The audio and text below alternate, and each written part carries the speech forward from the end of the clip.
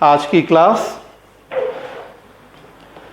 नाम रखा है मैंने पर्सनालिटी टेस्ट या इंटरव्यू और मेरे एक्सपीरियंस। बता दूं कि पिछले 3-4 महीने में मैंने 1000 से ज़्यादा लोगों के मॉक इंटरव्यू लिए। 64th बीपीएससी का रिजल्ट आया था, करीब 3800 के आसपास रिजल्ट था और जिस संस्थान से मैं जुड़ा 1000 के आसपास बच्चे थे उनके पास मॉक इंटरव्यूज़ के लिए। और इस बीच में लॉकडाउन की वजह से मैं भी फ्री था, तो लगभग उन 1000 लोगों के मैंने 2-2 मॉक लिए इस बीच में। पिछले 3 महीने से हम ये काम कर रहे हैं, 4 महीने से। उसके पहले भी 20 साल में बहुत बार, हर साल करते हैं ये काम, लेकिन इतने बड़े पैमाने पे पहली बार, क्योंकि फ्री ज़्यादा थे लॉकडाउन की वजह से। और फिर उसके बाद राजस्थान का भी रिजल्ट आया, मुझे यहाँ जुड़ने का मौका मिला अजमेर दिनेश जी, ललित जी के साथ।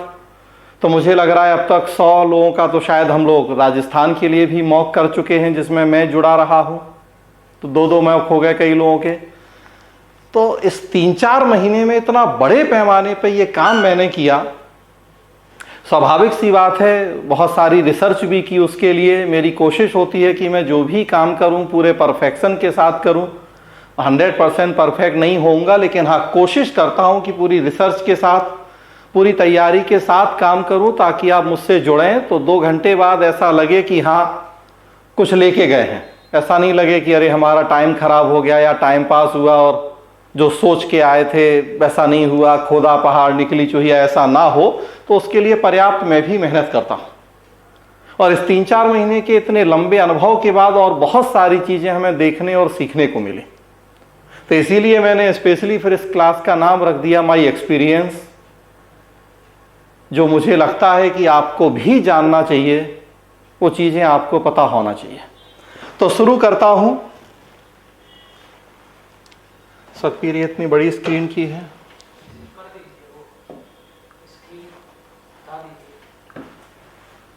कैसे? बीच में ये नीचे ऑप्शन आ रहा है, अब बुक कर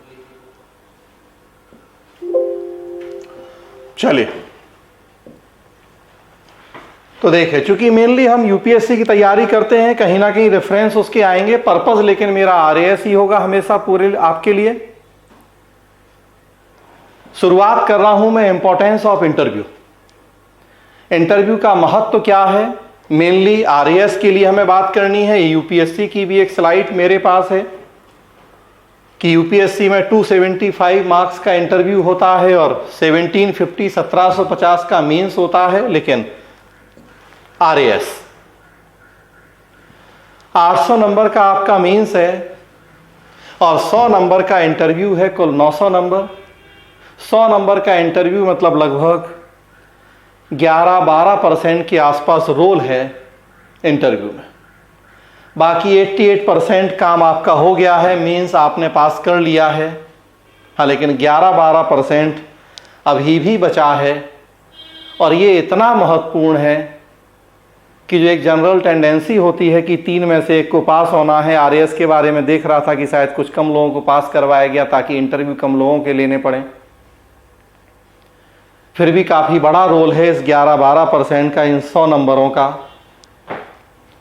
क्योंकि ये तय है कि जो लोग मेंस पास किए हैं और जो अब इंटरव्यू देने जा रहे हैं, सारे लोगों को उसमें सेलेक्ट नहीं होना है। कई सारे लोगों को ऐसे भी हैं जिन्हें वहाँ रुक जाना है। तो इसीलिए सबसे ज़रूरी बात जो मैं आपको बताना और कहना चाहता हूँ, और इस दौरान मैंने देखा भी कि अभी तक बहुत सारे लोगों ने सीरियसली नहीं लिया है इंटरव्यू को। मॉक के दौरान ऐसा फील हुआ मुझे। तो सबसे पहली सलाह तो यही देना चाहता हूं कि अब सीरियसली लें। अंतिम सीढ़ी है, लेकिन कहा जाए कि अब सबसे महत्वपूर्ण सीढ़ी यही है आपके लिए, जो तय करेगी कि आपका जो सपना है, जो लक्ष्य है, वो पूरा होने जा रहा है और अगले साल का आपको, अगले एग्ज़ाम का आपको वेट करना है। तो इसलिए सीरियसली लें इस बात को। सबसे ज़रूरी बात जो मैं आपके साथ डिस्कस करना चाहता हूं, ये बेसिकली पब्लिक एडमिनिस्ट्रेशन और मैनेजमेंट से भी जुड़ी बात है और ये आपके लिए ओवरऑल भी बहुत महत्वपूर्ण बात है। Purpose of interview. इंटरव्यू का पर्पस क्या है? मैंने आरपीएससी की साइट काफी सर्च किया, मुझे आपके आरपीएससी में नहीं मिला पर्पस ऑफ इंटरव्यू कहीं भी। शायद हो, मुझे नहीं मिल पाया। हाँ, लेकिन यूपीएससी ने काफी अच्छे से यह बताया है कि पर्पस क्या होता है इंटरव्यू का या पर्सनालिटी टेस्ट का, और ये मैं आपके साथ डिस्कस करना चाहता हूं क्योंकि ये आपके लिए एक तरह से आई ओपनर होगा। इसमें वो सारी बातें छुपी हैं कि आपको अब इस दौरान क्या करना है और कैसे करना है, और जो आपका 15 से 20 मिनट का इंटरव्यू या पर्सनालिटी टेस्ट होगा उसमें किन बातों की जांच की जानी है। हाँ, ये मैं बात करूंगा आपसे अकॉर्डिंग टू यूपीएससी, क्योंकि यूपीएससी ने बड़ा क्लियर लिखा है अपने नोटिफिकेशन में कि पर्पस क्या होगा पर्सनालिटी टेस्ट का या इंटरव्यू का। यूपीपीसीएस में भी लिखा है 2-3 लाइन में पर्पस ऑफ इंटरव्यू, लेकिन मुझे बीपीएससी में भी नहीं मिला कभी। मैंने उसकी साइट खोजी, मैं अभी कई दिन से 3-4 दिन से आरपीएससी की भी साइट सर्च कर रहा था, मुझे कहीं नहीं मिला पर्पस ऑफ इंटरव्यू। तो मुझे लगा कि फिर मैं यूपीएससी के बेस पे ही आपसे बात करूं, और बल्कि ज़्यादा बेहतर है कि मैं यूपीएससी के बेस पे बात करूं। हमेशा मेरा मानना है कि तैयारी थोड़ा सा हम ज़्यादा ऊंचे लेवल की भी कर लें तो उसमें नुकसान नहीं होता है, फ़ायदा ही है। तो जितनी हमसे अपेक्षा की जा रही है हमेशा हम उससे अगर 1 स्टेप 2 स्टेप आगे के लिए तैयार करें तो ये सबसे अच्छी रणनीति होती है। तो ये विशेष रूप से आप लोग इस बात पे ध्यान दें, और अगर चाहेंगे तो ये स्लाइड्स में आपको पीडीएफ भी भेजूंगा ताकि बार बार इन चीज़ों को आप जरूर देखें, और या आप यूपीएससी की साइट पे जाएंगे तो आपको इजीली वहां मिल जाएगा पर्पस ऑफ इंटरव्यू। उसको बहुत ध्यान से आप लोग पढ़ें और बार बार पढ़ें। उसी पे मैं यहां आपसे सबसे पहले चर्चा करने जा रहा हूं, और यहां से आपको यह भी मदद मिलेगी जानने में, जो अक्सर इंटरव्यू में प्रश्न पूछा जाता है, आपसे भी मॉक में पूछा गया होगा और इंटरव्यू में भी पूछा जाएगा कि एक सफल प्रशासक के 3 गुण बताइए या 4 गुण बताइए। आप क्यों प्रशासन में आना चाहते हैं? आप प्रशासक बनना चाहते हैं या नौकरशाह बनना चाहते हैं, एडमिनिस्ट्रेटर या ब्यूरोक्रेट? आप में ऐसी कौन सी क्वालिटीज हैं कि आपको हम प्रशासन में शामिल कर लें?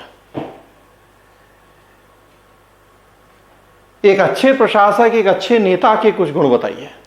बहुत सारे इस टाइप के प्रश्न जो लगभग हर स्टूडेंट से इंटरव्यू में पूछे जाते हैं, और आप देखेंगे ऐसे दसों गुणों की चर्चा खुद यूपीएससी ने की है अपने पर्पस ऑफ इंटरव्यू। तो ये सबसे पहला प्रश्न भी आपका यहां से तैयार हो जाएगा, सबसे महत्वपूर्ण प्रश्न या कई सारे प्रश्न जो जुड़े हुए हैं गुणों से, क्वालिटीज से, एक सफल प्रशासक की योग्यताओं क्षमताओं से। तो देखिए आप इसे, सबसे पहली बात जो लिखी गई है कि उम्मीदवार का साक्षात्कार एक बोर्ड के द्वारा होगा। जनरल सी बात है, जिसके सामने उम्मीदवार के परिचय वृत्त का अभिलेख होगा। इंग्लिश में भी मैंने लिखा है, आप में से जिन लोगों का अगर इंग्लिश मीडियम हो तो बोथ मीडियम में है, the candidate will be interviewed bye a board who will have before them a record of his career. जैसा मुझे पता लगा कि यहां जब आप लोग इंटरव्यू देने जाएंगे तो उस परिचय वृत्त की कुछ ही बातें इंटरव्यू बोर्ड के पास होंगी। आपकी हॉबी होगी, आपका एजुकेशनल बैकग्राउंड होगा, आपका अगर कहीं वर्किंग आप हैं तो उसकी जानकारियां होंगी, आपका शायद डिस्ट्रिक्ट प्लेस होगा। इस तरह से 5-6 जानकारियां आपसे जुड़ी हुई इंटरव्यू बोर्ड के पास होंगी। यहां तो डिटेल परिचय वृत्त होता है यूपीएससी में, वो लिखा भी है यहां आरएएस में, लेकिन जैसा मुझे बताया गया कि कम चीजें होंगी आपसे जुड़ी हुई।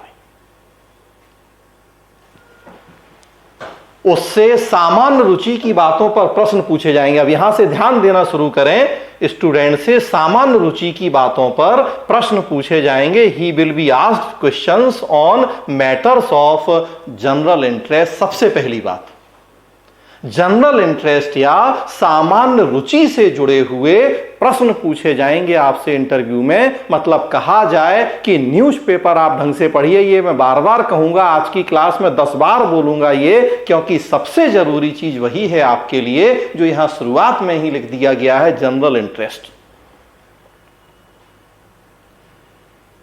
मैं एक न्यूज़पेपर भी लेके आया हूं जो मैं आपको बाद में चर्चा करूंगा, बताऊंगा कि न्यूज़पेपर भी कैसे पढ़ें, अब किन बातों को ध्यान रखें। आज से कल से आपको इस अगले 1-1.5 महीने में बहुत अच्छे से यह काम करना है, जो कि सबसे बड़ी तैयारी होगी आपके इंटरव्यू के लिए। तो जनरल इंटरेस्ट या सामान्य रुचि की बातों पर आपसे प्रश्न पूछे जाएंगे। आगे बढ़ा रहा हूं बात को।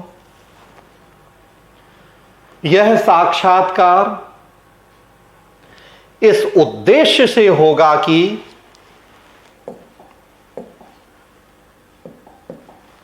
सक्षम और निष्पक्ष प्रेक्षकों का बोर्ड यह जान सके कि उम्मीदवार ध्यान दें लोक सेवा के लिए व्यक्तित्व की दृष्टि से उपयुक्त है या नहीं। याद रखें, पर्सनालिटी टेस्ट इसको कहा जाता है, नाम ही पर्सनालिटी टेस्ट है। आपकी पर्सनालिटी या व्यक्तित्व की परीक्षा की जानी है। क्लियर लिखा गया है कि बोर्ड यह जान सके कि उम्मीदवार लोक सेवा की दृष्टि से, व्यक्तित्व की दृष्टि से उपयुक्त है या नहीं।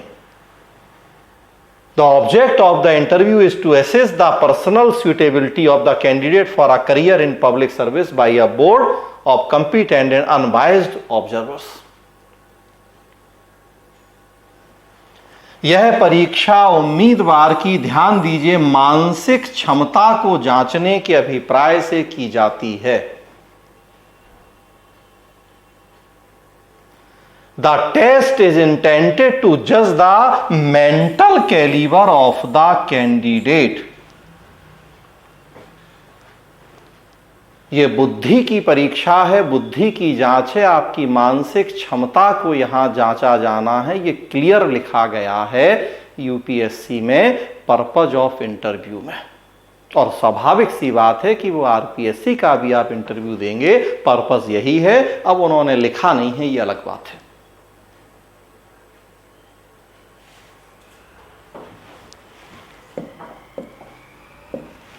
देखिए, मोटे तौर पर इस परीक्षा का प्रयोजन वास्तव में प्रत्याशी के न केवल बौद्धिक गुणों को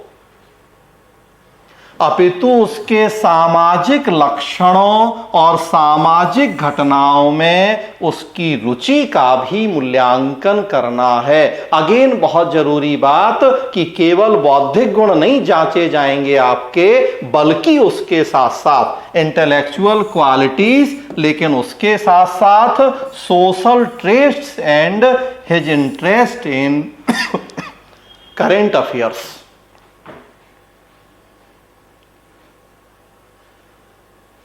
मैंने जितने भी ये 2000-3000 मॉक लिए इस बीच में, मैंने बताया बीपीएससी और अब आरएएस, मेनली मुझे यही डिपार्टमेंट दिया गया कि मैं पब्लिक एडमिनिस्ट्रेशन, एथिक्स, मैनेजमेंट और स्पेशली करंट इश्यूज पे प्रश्न पूछूं मॉक में। और सबसे बड़ी बात इंटरव्यू में वही लिखी गई है कि social traits and his interest in current affairs. और सच्चाई यह है कि मुझे मॉक के दौरान बहुत कम लोग ऐसे मिले जो इस काम में परफेक्ट थे। परफेक्ट ना भी कहूं, अच्छे थे। बहुत कम लोग मुझे ऐसे मिले, जो सच्चाई है, चाहे वो आरएएस के जितने मैंने मॉक लिए हों और चाहे उसके पहले बीपीएससी के। जो सबसे जरूरी काम है वही नहीं कर रहे हैं आप लोग। अगर कर रहे हैं बहुत अच्छी बात, लेकिन मेरा एक्सपीरियंस अब तक का यहां इस मामले में बहुत अच्छा नहीं था। लगभग लोगों ने कहा वो न्यूज़पेपर नहीं पढ़ रहे, आज ही का नहीं पढ़ा न्यूज़पेपर जिस दिन मॉक दे रहे हैं, कल का पढ़ा था। केवल इतना पूछा गया कि आप बताइए कल के न्यूज़पेपर की प्रमुख न्यूज क्या थी, फ्रंट पेज न्यूज तो नहीं बता पाए, लोग ब्लैंक हो गए। नेशनल, इंटरनेशनल, स्पोर्ट, स्टेट से जुड़ा हुआ कुछ भी बताइए, लोग ब्लैंक। जिस चीज की परीक्षा है उसी चीज में आप ब्लैंक हैं, कैसे संभव है? एकदम क्लियर लिखा गया है कि किस बात की आपकी जांच की जाएगी पर्सनालिटी टेस्ट या इंटरव्यू में। बौद्धिक गुणों को, केवल बौद्धिक गुणों को नहीं, सामाजिक लक्षणों और सामाजिक घटनाओं में उसकी रुचि को।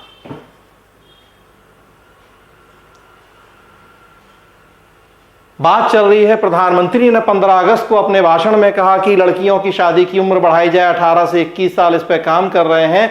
कितने लोग अभी आप में से अगर तैयार हैं, बहुत अच्छी बात है, अदरवाइज कितने लोग अभी कि अगर हम लड़कियों की उम्र बढ़ाते हैं 18 से 21 तो क्या फायदे होंगे उसके, क्या नुकसान होगा उसका? हैं तैयार आप इस प्रश्न के लिए? यहां तो क्लियर लिखा हुआ है कि आपकी हम सामाजिक लक्षण और सामाजिक घटनाओं में रुचि को देखेंगे, और स्पेशली जो लड़कियां हैं 99% चांस है कि उनसे प्रश्न पूछा जाएगा, पूछा जाना चाहिए। अगर मुझे ही इंटरव्यू लेना हो तो मैं तो सबसे पहले पूछूंगा।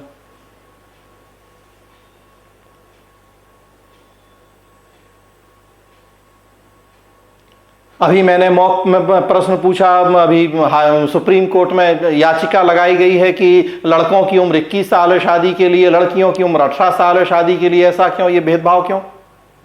समान उम्र होनी चाहिए लड़के और लड़कियों की शादी की, क्यों ये अंतर किया गया? क्यों अब समान उम्र की बात हो रही है? क्यों याचिका लगाई गई है? क्या है तैयार आप इस प्रश्न के लिए?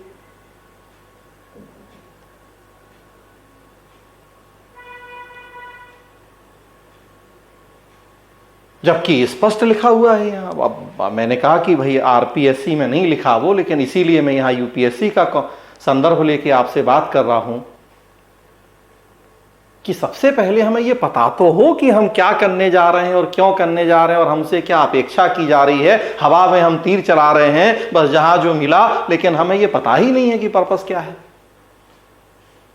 हमसे क्या पूछा जाएगा, किस एंगल किस डायरेक्शन में पूछा जाएगा, हमसे क्या अपेक्षाएं की जा रही हैं, और फिर उन अपेक्षाओं के अनुरूप हमने अपना काम किया भी है या नहीं किया है। ईमानदारी की बात है, हम में से कितने लोग प्री मेंस इंटरव्यू पास कर जाते हैं, नोटिफिकेशन ध्यान से पढ़ते हैं? सोच के देखें कितने लोग ऐसे हैं जो ईमानदारी से नोटिफिकेशन भी पढ़ते हैं। नोटिफिकेशन ही पढ़ लें तो आंख के सामने छाया हुआ आधे से ज्यादा अंधेरा तो वैसे ही छट जाए। स्पेशली यूपीएससी का नोटिफिकेशन अगर देख लें तो इतना क्लियर करके एक एक बात शुरू में ही बता दी जाती है कि क्या अपेक्षाएं की जा रही हैं आपसे। आगे बढ़िए, देखिए लिखा हुआ है इसमें उम्मीदवार की, अब देखिए क्या क्या क्वालिटीज: मानसिक सतर्कता, मेंटल अलर्टनेस, आलोचनात्मक ग्रहण शक्ति, क्रिटिकल पावर्स ऑफ एसिमिलेशन, स्पष्ट और तर्क संगत प्रतिपादन की शक्ति, क्लियर एंड लॉजिकल एक्सपोजिशन, संतुलित निर्णय की शक्ति, बैलेंस ऑफ जजमेंट। देख लीजिए सारी क्वालिटीज लिखी हुई हैं एक प्रशासक की, जो लिखा गया है कि किन किन बातों की जांच की जाएगी, किस नजरिए से आपका इंटरव्यू होगा, पर्सनालिटी टेस्ट होगा, क्या क्या क्वालिटीज देखेंगे। संतुलित निर्णय लेने की शक्ति, बैलेंस ऑफ जजमेंट, रुचि की विविधता और गहराई, variety and depth of interest, नेतृत्व और सामाजिक संगठन की योग्यता, ability for social cohesion and leadership, बौद्धिक और नैतिक ईमानदारी, इंटेलेक्चुअल एंड मोरल इंटीग्रिटी। अब आज के बाद आपको इस प्रश्न का जवाब देने में दिक्कत होगी कि हम में कौन से गुण हैं या क्यों हमें प्रशासक चुना जाए, या एक अच्छे प्रशासक की क्या क्वालिटीज होती हैं, क्या होनी चाहिए। और अभी तक मैंने आपको कुछ भी नहीं बताया, केवल जो यूपीएससी का हमारा नोटिफिकेशन है वो पढ़ के सुना रहा हूं आपको कि उसी में मेंशन है क्या क्या गुण होने चाहिए एक प्रशासक में, जिनकी जांच करेंगे वो पर्सनालिटी टेस्ट या इंटरव्यू के दौरान। आपसे पूछा जाता है 3 गुण, 4 गुण, 5 गुण बताइए, अपनी क्वालिटीज बताइए। देख लीजिए आप, अभी और बातें भी हैं।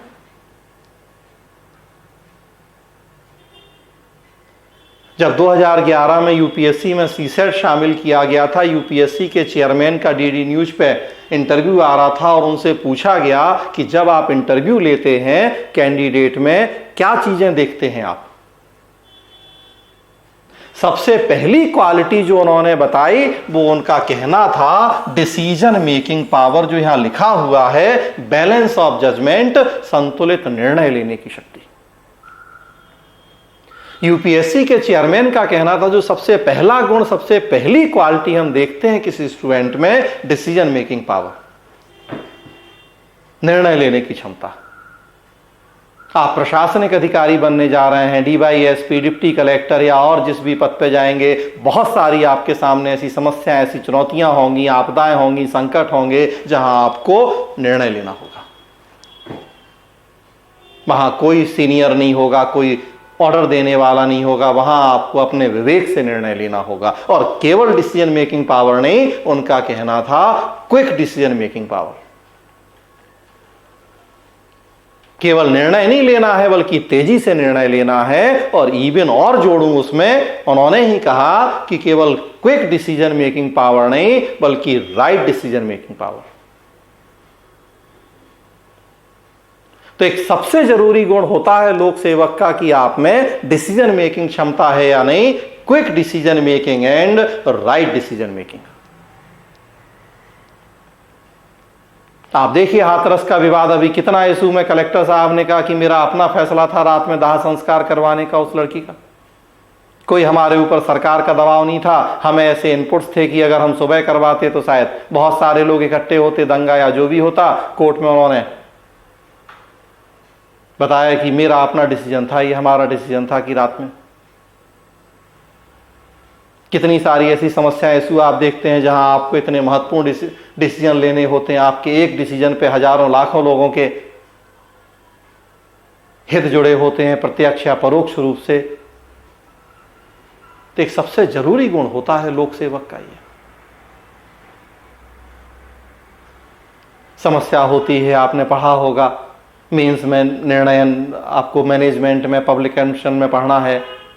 समस्या होती है, समाधान के कई सारे विकल्प होते हैं, उनके गुण दोष देखे जाते हैं, एक बेहतर विकल्प चुना जाता है। हर्बर्ट साइमन का एडमिनिस्ट्रेटिव मैन थ्योरी, प्रशासनिक प्राणी प्रतिमान आपने पढ़ा होगा। उन्होंने क्या प्रोसेस बताई है डिसीजन मेकिंग की।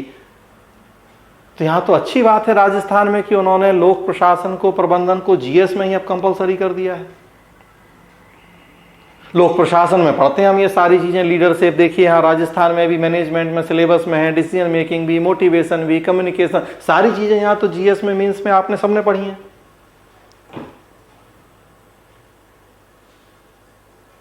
एक लोक सेवक के गुण सारे वो जान रहे हैं आप।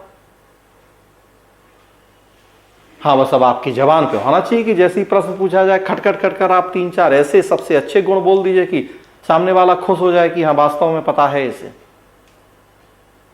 कि क्या क्वालिटी चाहिए है लोक सेवक में, और हम में वो क्वालिटीज हैं। तो सारी बातें यहां लिखी हुई हैं, देखिए। अब इनकी व्याख्या करने की मुझे नहीं लग रहा जरूरत है, वो सब आप जान रहे हैं कि भाई स्पष्ट और तर्क संगत प्रतिपादन क्या है। जो भी बात बोलें आप वो तर्क के साथ होना चाहिए।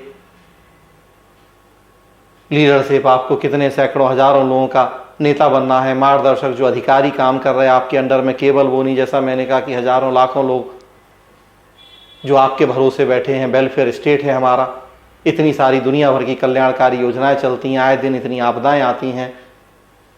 लीडरशिप क्वालिटी आप में होनी चाहिए। सारी बातें लिखी हैं। तो जैसा मैंने कहा, अब इनके डिस्कशन की यहां जरूरत मुझे नहीं लग रहा है कि है। आगे बढ़िए और देखिए, लिखा हुआ है उसमें एक बड़ी महत्वपूर्ण बात लिखी गई है, आपको ध्यान देना है।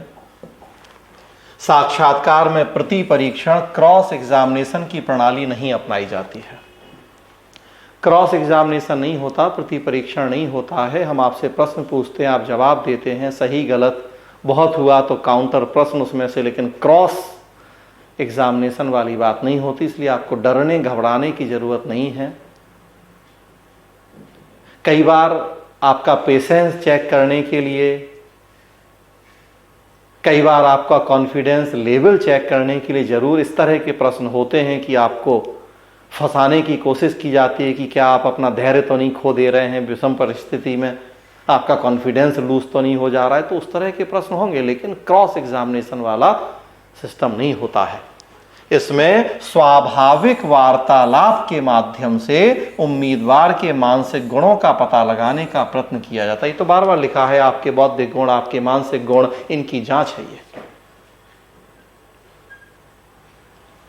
एक स्वाभाविक वार्तालाप होगा, कन्वर्सेशन होगा एक, लेकिन वह वार्तालाप एक विशेष दिशा में और विशेष प्रयोजन से होगा। चाय की दुकान पे दो दोस्त बैठ के जो बात करते हैं वैसा कन्वर्सेशन या वार्तालाप नहीं होगा, एक विशेष प्रयोजन से किया गया वार्तालाप होगा। आपके मानसिक गुणों की जांच की जाएगी और कोई क्रॉस एग्जामिनेशन की पद्धति नहीं होगी इसमें।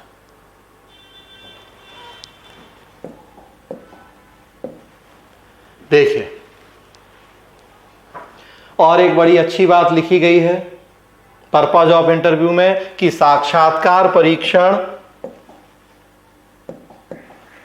उम्मीदवारों के विशेष या सामान्य ज्ञान की जांच के प्रयोजन से नहीं किया जाता है। आपका सामान्य ज्ञान या विशेष ज्ञान, उस सब की जांच का पर्पज अब नहीं है यहां। उसकी जांच लिखित प्रश्न पत्रों के माध्यम से हो चुकी है। भैया आप मेंस पास कर चुके हैं। अब यहां सामान्य ज्ञान या विशेष ज्ञान, उन सब की जांच वो पर्पज नहीं है।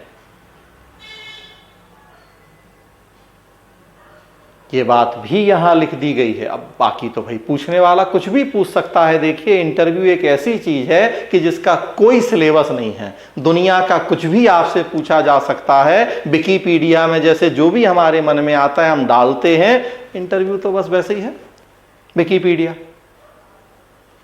कुछ भी जो सामने बैठे हैं 3 लोग 4 लोग, जो उनके दिमाग में आएगा आपसे पूछ सकते हैं।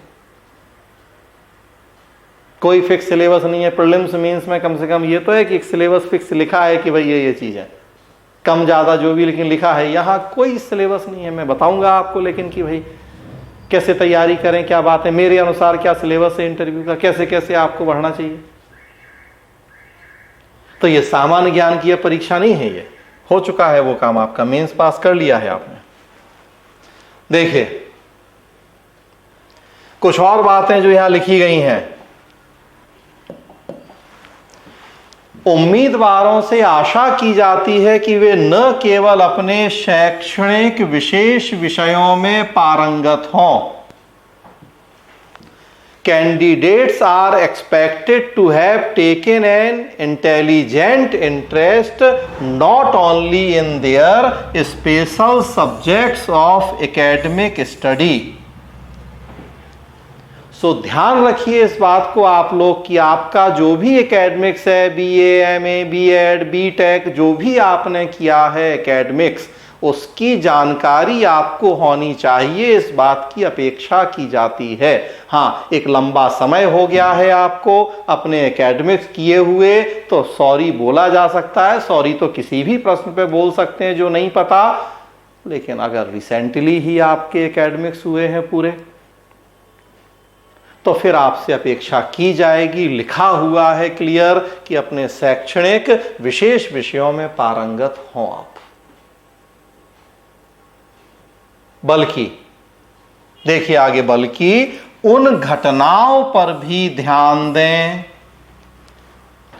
जो उनके चारों ओर अपने राज्य या देश के भीतर और बाहर घट रही हैं। फिर क्लियर लिखा है जो एकदम शुरू में भी था, जनरल इंटरेस्ट, सामान्य रुचि।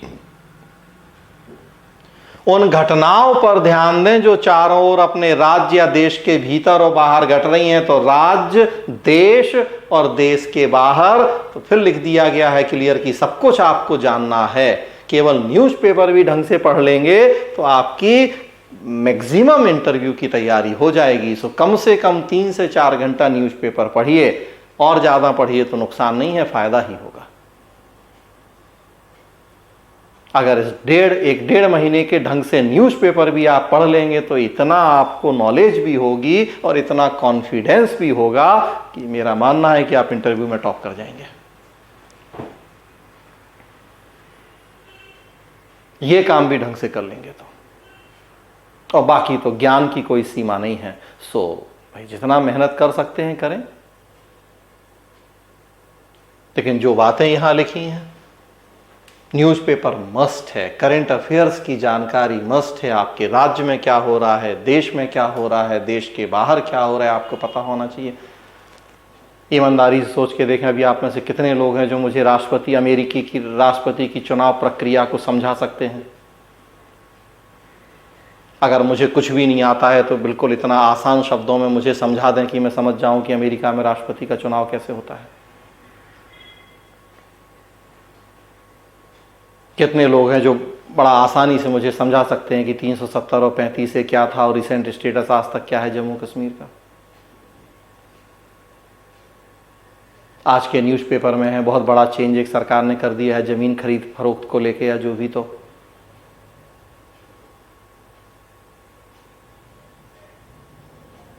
अब अगर अभी तक भी नहीं कर रहे हैं आप ये काम, तो आप कीजिए, जाग जाइए।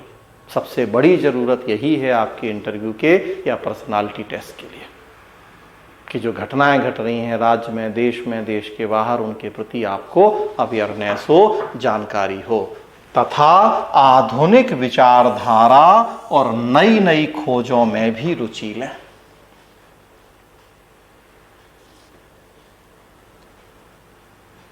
outside their own state or country as well as in modern current of thoughts and in new discoveries,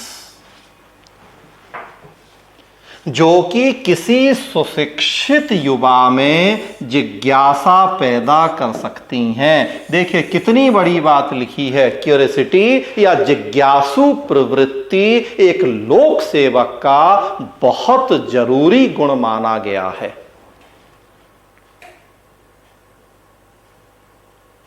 और यहां स्पष्ट लिखा गया है कि हम इसी बात की जांच करेंगे कि आप कितने जिज्ञासु हैं या नहीं, आप में क्यूरियोसिटी लेवल क्या है।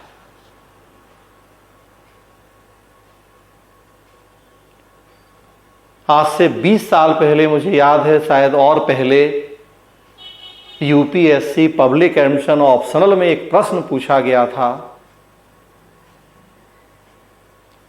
कि एक सफल प्रशासक में उदार जिज्ञासा का होना अत्यंत आवश्यक होता है, टिप्पणी कीजिए। यूपीएससी पब्लिक एडमिशन मेंस का ऑप्शनल का एक प्रश्न है कि एक सफल प्रशासक में उदार जिज्ञासा का होना अत्यंत आवश्यक होता है।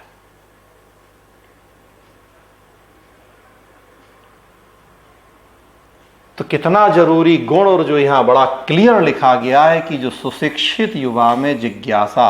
अब आपको अगर जिज्ञासा पैदा नहीं हो रही है 2+2 वार्ता भारत और अमेरिका के बीच की, तो फिर खुद सोच के देखिए, आप हैं प्रशासक बनने के लिए बेहतर कैंडिडेट? अगर आप में जिज्ञासा नहीं हो रही है पैदा कि नई शिक्षा नीति क्या है, पुरानी शिक्षा नीति क्या थी, या और इस तरह की ढेरों बातें जो रोज अखबार में आ रही हैं, प्रधानमंत्री मन की बात में क्या कह रहे हैं, सतर्कता सम्मेलन हो रहे हैं तो उसमें प्रधानमंत्री जी ने क्या कहा है, अगर आप में ये जिज्ञासा नहीं है तो क्या आपको लगता है कि आप एक सही कैंडिडेट हैं आरएएस अधिकारी बनने के लिए? खुद सोच के देखिए ईमानदारी से।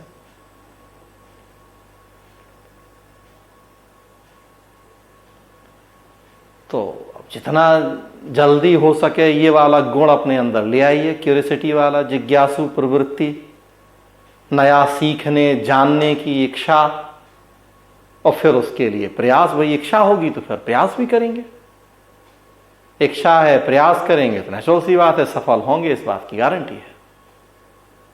हाँ, लेकिन उसके लिए प्रयास करना पड़ेगा और प्रयास के लिए इच्छा होनी चाहिए। क्लियर लिखा गया है कि आपसे किन बातों की अपेक्षा की जानी है पर्सनालिटी टेस्ट में, किन बातों की जांच की जानी है आपकी। तो मैं बार बार कह रहा हूं कि इन 4-5 बातों को ये स्लाइड्स में आपको PDF भी भिजवा दूंगा, तो नहीं तो आपको UPSC की साइट से मैंने ली हैं बातें, वहाँ मिल जाएंगी। आप इनको एक कागज़ पे लिख के अपनी स्टडी टेबल पे चिपका लीजिए सामने, और रोज़ 1 बार 2 बार इसको पढ़िए कि आपसे अपेक्षाएं क्या की जाती हैं इंटरव्यू में, पर्सनालिटी टेस्ट में, वो उसके अकॉर्डिंग काम कीजिए। कुछ भी हो जाए, जैसे नहाते धोते हैं बाकी काम करते हैं, वैसे ही न्यूज़पेपर आपकी लाइफ का एक अनिवार्य हिस्सा होना चाहिए।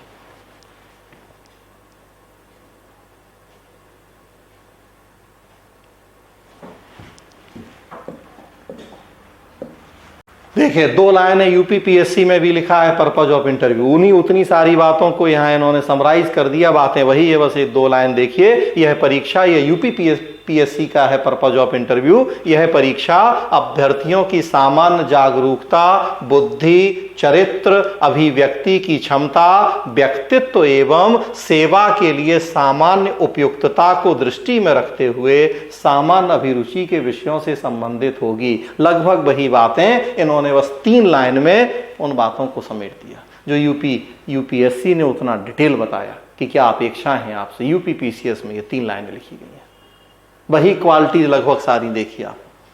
जनरल इंटरेस्ट है, अभिव्यक्ति की क्षमता है, सामान्य अभिरुचि है, आपकी पर्सनालिटी है, लगभग वो बातें देखिए। तो ये सबसे जरूरी बात थी कि पर्पज ऑफ इंटरव्यू क्या है, आपको क्या करना है, आपसे क्या अपेक्षाएं कर रहे हैं इंटरव्यू के दौरान। अब आगे बढ़ते हैं, कुछ और चीजें। एक और बहुत जरूरी बात जो शायद आप लोगों ने मेंस में एथिक्स में पढ़ी भी होगी, कई सारे प्रश्नों का जवाब देने में आपको यहां से भी बहुत मदद मिलेगी। वही जो प्रश्न, एक मेन प्रश्न मैं अभी आपके सामने रखा हूं कि एक अच्छे प्रशासक की क्या क्वालिटीज, क्या गुण होते हैं।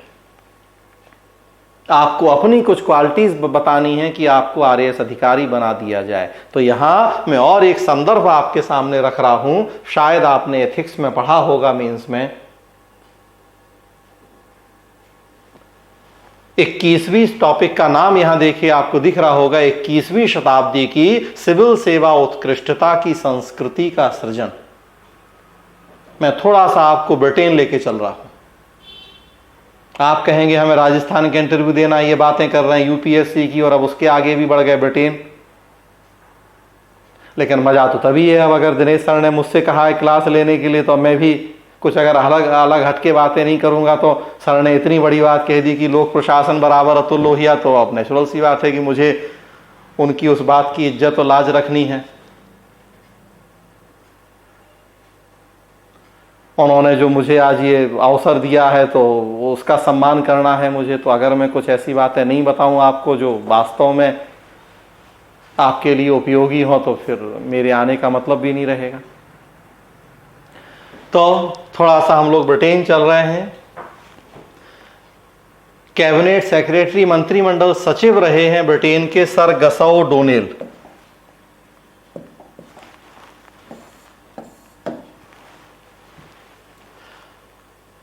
पब्लिक सर्विस रिफॉर्म सम्मेलन हुआ था यूके में, डेट लिखी हुई है 6 जून 2006। पब्लिक रिफॉर्म कॉन्फ्रेंस हुई थी। कैबिनेट सेक्रेटरी थे उस समय सर गसौ डोनेल। स्पीच थी इनकी, और इसमें उन्होंने बताया कि एक लोक सेवक से किन क्वालिटीज की, किन गुणों की अपेक्षा की जाती है। और ये मैं आपको भी बताना चाहता हूं, क्योंकि अल्टीमेटली जो सिस्टम ब्रिटिश या ब्रिटेन का जो प्रशासनिक सिस्टम है, शासन व्यवस्था है, कमोवेश रूप में हमारे देश, हमारे राज्य की भी शासन और प्रशासनिक व्यवस्था लगभग वही है। तो जो क्वालिटीज ब्रिटेन में एक लोक सेवक से अपेक्षा की जाती हैं, हम भी अपने देश और अपने राज्य में लगभग उन्हीं क्वालिटीज की अपेक्षा करते हैं एक अच्छे सिविल सर्वेंट से। तो यहां से भी आपको बहुत सारे प्रश्नों का, स्पेशली अपनी पर्सनालिटी को बताने का, अपनी क्वालिटीज को बताने का आपको बहुत अच्छा यहां से जवाब मिलेगा। देखिए उनका भाषण, कुछ अंश यहां हैं। सबसे अधिक मैं प्रत्येक सिविल सेवक को अपने सहयोगियों में एक बढ़िया सिविल सेवक बनने की चुनौती देना चाहता हूं। कैसे आप एक बढ़िया सिविल सेवक बन पाएंगे अपने बाकी सिविल सेवकों के दोस्तों के बीच में। तो अब बता रहे हैं वो एक बढ़िया सिविल सेवक की क्या क्वालिटीज होती हैं।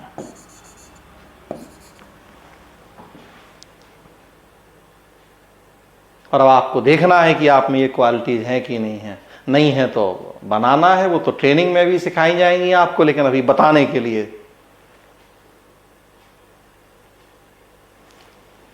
एक बढ़िया सिविल सेवक आश्चर्यजनक उपलब्धियां प्राप्त करने में सक्षम होता है। इस बात की जरूरत है कि हम अपने द्वारा किए जाने वाले कार्य के सभी पहलुओं को सर्वोच्च स्तर पर ले जाएं। आश्चर्यजनक उपलब्धियां प्राप्त करने में सक्षम। नियम कानूनों के दायरे में रहते हुए भी आपको बहुत मौका है कि आप अपने विवेक का इस्तेमाल करें और कुछ इनोवेटिव आइडियाज लगाते हुए ऐसे काम करें कि भीलवाड़ा मॉडल और जयपुर मॉडल और पूरा राजस्थान मॉडल कोरोना में एक ऐसा मॉडल बन जाए जो देश के साथ विदेशों में भी चर्चित हो।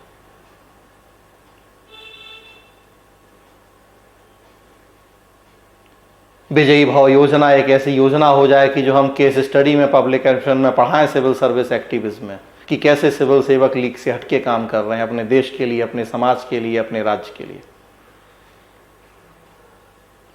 केवल वो 10 से 5 की जॉब नहीं कर रहे हैं, सर्विस कर रहे हैं। और याद रखें, आप सिविल सर्वेंट बनने जा रहे हैं, जॉब नहीं है, ये सर्विस है 24/7। इसीलिए याद रखे जाएंगे कि आपने सर्विस करी है। जॉब तो वही प्राइवेट जॉब कीजिए, फिर जॉब अगर करना है तो आप सर्विस करेंगे। तो एक सिविल सेवक आश्चर्यजनक उपलब्धियां प्राप्त करने में सक्षम हो, तब तो बात है कि हाँ, आपको सिविल सर्वेंट बनाया तो बनाने वाले को भी खुशी हो कि गलती नहीं करी हमने।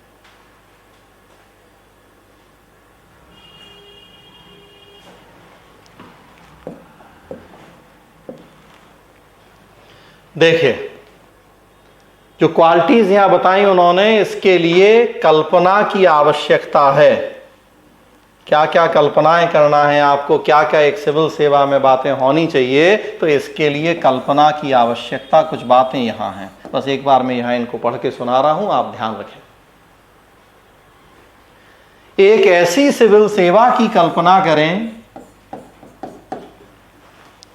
जिसकी कद्र मंत्रियों द्वारा की जाती हो और जिसे संबंधित निकायों द्वारा और अंतर्राष्ट्रीय रूप से विशेषज्ञतापूर्ण वस्तुनिष्ठ नीतिगत सलाह का स्रोत स्वीकार किया जाता हो। फिर क्वालिटीज हैं सिविल सर्वेंट की, विशेषज्ञता और वस्तुनिष्ठ नीतिगत सलाह, ऑब्जेक्टिविटी। आपके लोक सेवा के जो मूल्य हैं पब्लिक एडमिशन उसमें भी लिखी हैं ये बातें। ऑब्जेक्टिविटी या वस्तुनिष्ठता, अगर आप सिविल सेवा के मूल्य देखें, मेंस में आपने मेंस पास किया है, आप जान रहे हैं कितनी सारी क्वालिटीज लोक सेवक की आप जानते हैं, लेकिन जब प्रश्न पूछा जाता है तो पता नहीं क्या क्या बताने लगते हैं, नहीं बता पाते हैं, उस समय जीभ लड़खड़ाने लगती है। तो कई मामलों में तो आपकी स्थिति हनुमान जी वाली है कि ताकत है लेकिन उस ताकत का एहसास नहीं है। एहसास दिला दिया जाए तो पूरा पर्वत उखाड़ के ले आओ। तो हम लोगों का काम बस वही है कि वो ताकत का एहसास दिला दें आपको। और थोड़ा अगर कम है ताकत तो अभी समय है कि उस ताकत को भी वही बढ़ा लें। तो बहुत सारी बातें जो आप जानते हैं लेकिन उस नजरिए से आपने कभी सोचा नहीं, उस नजरिए से कभी आपसे पूछा नहीं गया, तो जानते हुए भी तुरंत जवाब नहीं दे पाते हैं। बाद में जब जवाब पता लगता है तो लगता है अरे तो सब पता था, हमें जानते थे हम, फिर भी बता नहीं पाए हम। अब अगर याद कीजिए तो अब तक कितनी क्वालिटी बता दी हमने आपको एक अच्छे सिविल सेवक की। और कहीं ना कहीं आपने अपने सिलेबस में वो बातें पढ़ी हैं, देखी हैं, लेकिन फिर भी तुरंत जब पूछा जाता है कि अपनी 5 क्वालिटी बताइए तो हम नहीं बता पाते हैं। 1-2 बहुत है तो बताते हैं, मैं बहुत ईमानदार हूं, मैं बहुत सत्यनिष्ठ हूं। अब आप ईमानदार हैं यानी ये आज आप कैसे कह सकते हैं? जब तक आपको बेईमानी का मौका नहीं मिला है तब तक तो ईमानदार होंगे भैया। आपको बेईमानी का मौका ही नहीं है तो फिर मरता क्या नहीं करता, हो नहीं है ईमानदार। इसमें कौन सा आप ये कैसे कह देंगे कि मैं बड़ा ईमानदार हूं? तो तब पता लगेगा जब बेईमानी का मौका होगा और फिर आप कहो कि हाँ मैं ईमानदार हूं, तब मजा है। आज क्या, आज तो हर आदमी कह दे कि हम ईमानदार हैं, क्यों, हमें बेईमानी का मौका ही नहीं मिला है। तो ये क्वालिटी थोड़ी है कि मैं ईमानदार हूं। ये तो क्वालिटी बाद में बनेगी, जब एक बार नौकरी मिल जाएगी, बन जाएंगे आरएएस अधिकारी, खूब पैसा होगा, खूब पावर होगी, और तब भी ये कह दें आप उस दिन कि हाँ मैं बड़ा ईमानदार हूं, तो मजा है वो कहने में। आज क्या,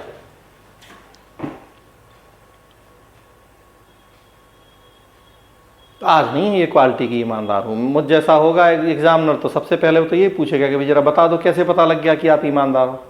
कौन सा ऐसा आपके सामने मौका आया था कि 5 करोड़ रुपया आपको ऑटो में की गाड़ी में रखा मिल गया था और आपने लौटा दिया था उसके मालिक को? तो कैसे आपने ये पता लगा लिया कि आप बहुत ईमानदार हो? तो इन सारे गुणों की तो परीक्षा तब होती है जब ऐसी परिस्थितियां आती हैं। बहुत सारे गुण ऐसे हैं डिसीजन मेकिंग लीडरशिप जो जीवन में सबके सामने आती हैं परिस्थितियां, तो बेहतर है कि हम ऐसे गुण बताएं कि जो जस्टिफाई भी कर पाए जिन चीजों को।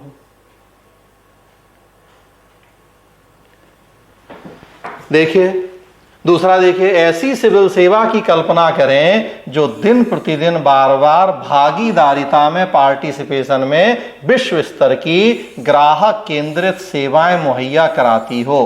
टीम वर्क, प्रशासन में जनता की भागीदारी, मीन्स में आपने पढ़ा है सिटीजन ओरिएंटेड या ग्राहक केंद्रित सेवाएं मुहैया कराना, ये क्वालिटी एक बता सकते हैं आपकी। टीम वर्क वाली आदत है मेरी।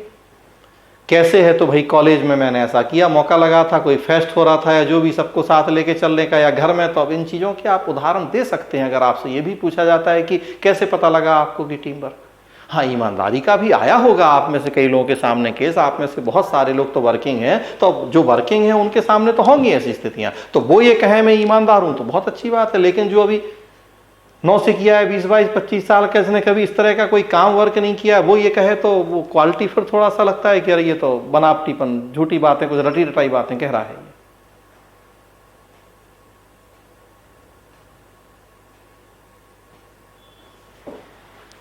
तो टीम वर्क, भागीदारिता।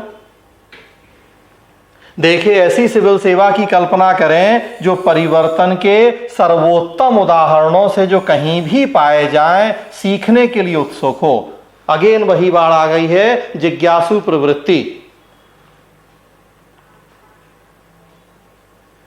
जिज्ञासु प्रवृत्ति, क्यूरियोसिटी, कि कुछ भी नया मिलता है तो आप सीखने के लिए उत्सुक रहते हैं, तैयार रहते हैं।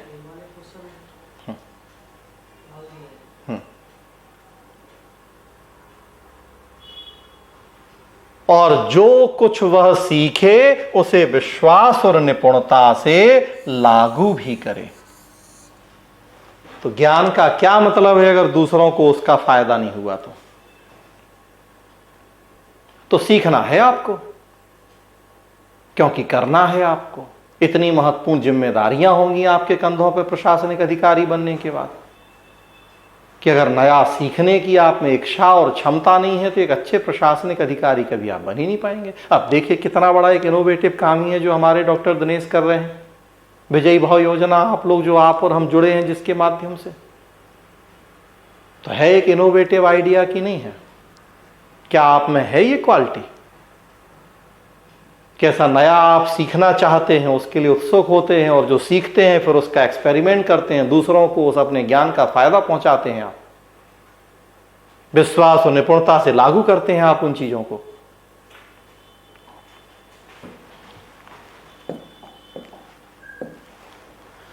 आगे देखिए कुछ और बातें हैं।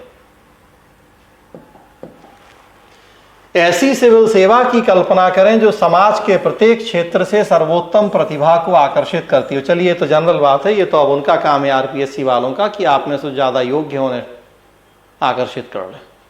हाँ, लेकिन आप भी प्रशासन में आएंगे तो आपके सामने भी बहुत सारे ऐसे काम आएंगे, बहुत सारे ठेके ऐसे होंगे। केस स्टडी पूछी जाती है एथिक्स में कि कोई कॉन्ट्रैक्ट आपको देना है, या मंत्री जी का फोन आ रहा है, दबाव पड़ रहा है कि उनके रिश्तेदार को ही आप दे दें ठेका, तो वही बात है कि सर्वोत्तम प्रतिभा, कि जो सबसे योग्य कैंडिडेट है उसी को आप वो कॉन्ट्रैक्ट देते हैं और या बस मंत्री जी का फ़ोन आता है तो ईमेल आईडी पे हम लोगों को डाउनलोड हो जाता है। ईमेल आईडी जल्द आएगा।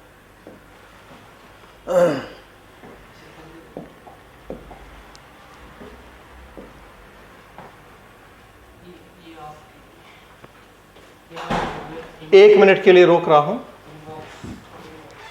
चले, सिविल सेवा पर यह भरोसा किया जाता हो कि वह ईमानदार, वस्तुनिष्ठ और निष्पक्ष है और वह प्रामाणिकता से कार्य करेगी।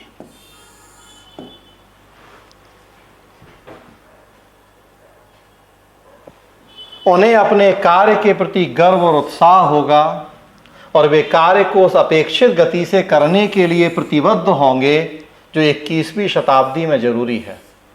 व्यावसायिक कौशल से अपने कार्य को संपन्न करेंगे। प्रोफेशनलिज्म आप में है या नहीं है? विशेषज्ञता की भी बात हो रही है और अब व्यावसायिक कौशल की भी बात हो रही है कि अपने काम को आप सर्वोत्तम तरीके से कर पाने में कितने सक्षम हैं या नहीं, अपने कार्य के प्रति कमिटेड कितने हैं या नहीं। वही जो मैंने पीछे आपको बताया कि आप जॉब करने आ रहे हैं या सर्विस करने आ रहे हैं। जॉब होती है 10 से 5 वाली ड्यूटी फॉर्मल, लेकिन सर्विस होती है 24/7। वो अंदर से जब तक इच्छा नहीं होगी तब तक नहीं करेंगे आप। और याद रखें, इसका नाम ही है सिविल सर्विस। इसमें कमिटमेंट चाहिए होगा, इसमें डेडिकेशन चाहिए होगा, इसमें आपकी एक्सपर्टीज चाहिए होगी, इसमें आपका प्रोफेशनलिज्म चाहिए होगा। तभी आप बेहतर ढंग से लोगों की सेवा कर पाएंगे, जिस उद्देश्य के लिए सिविल सेवाएं बनाई गई हैं हमारे देश और राज्य में। और कॉन्सेप्ट तो कमोवेश रूप में सारे हमने ब्रिटेन से ही लिए हैं, इसलिए यहां भी जानबूझ के मैं आपसे बात कर रहा हूं इस चीज की।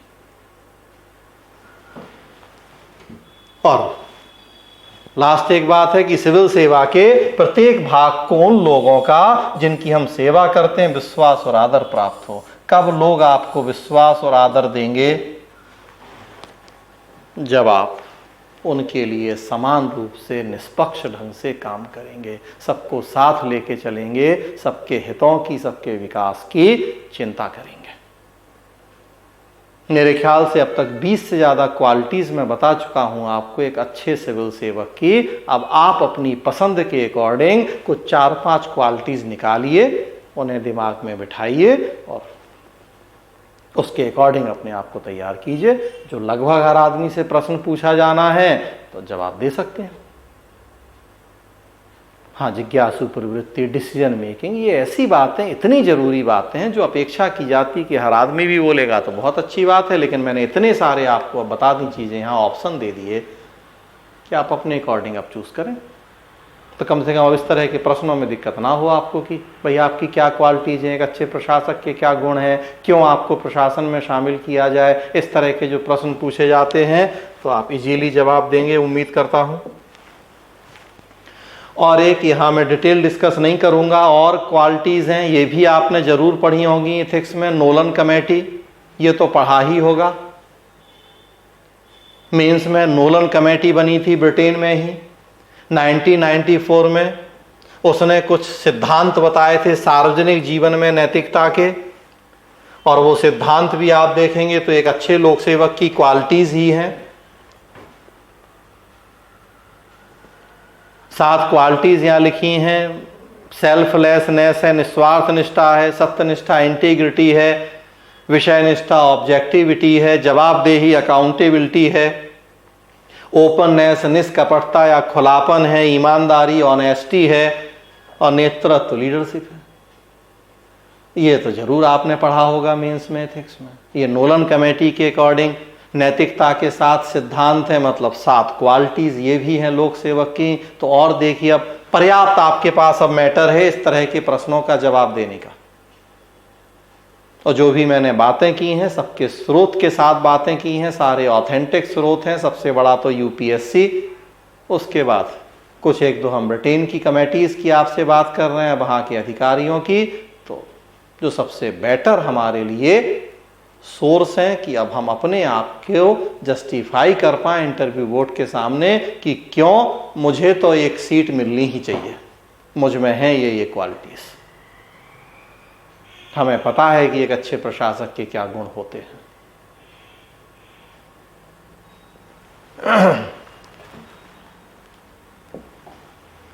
इन सातों को हमने डिस्कस किया, लेकिन ये मैं चर्चा नहीं कर रहा हूं आपसे, क्योंकि ये मैं मान के चल रहा हूं कि मेंस में आपने जरूर पढ़ा है, आप जानते होंगे कि सातों के मतलब क्या होते हैं।